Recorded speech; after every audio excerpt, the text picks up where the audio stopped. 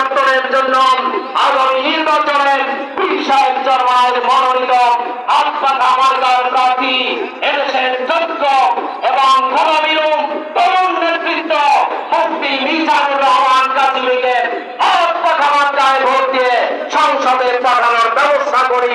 দেখা হবে রাজপথে, কথা হবে স্লোগানে। মঠবাড়িয়ার যে সমস্ত বাইরে আছে আপনারা আপনার গাড়িতে যান, আমরা এখন সামনে হুজুরকে আগে যাব।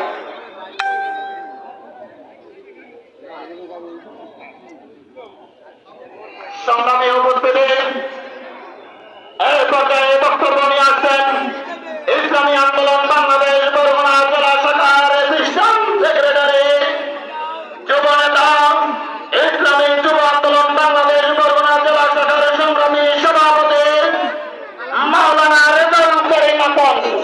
বক্তব্য নিয়ে আসছেন মাওলানা রেজাউল করিম আকন।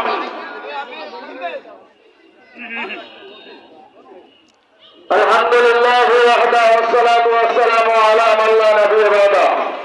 ইসলামী আন্দোলন বাংলাদেশ পাবনা উপজেলা শাখা কর্তৃক আয়োজিত আজকের এই বিশাল সমাবেশের সম্মানিত সভাপতি, প্রধান অতিথি, বিশেষ অতিথি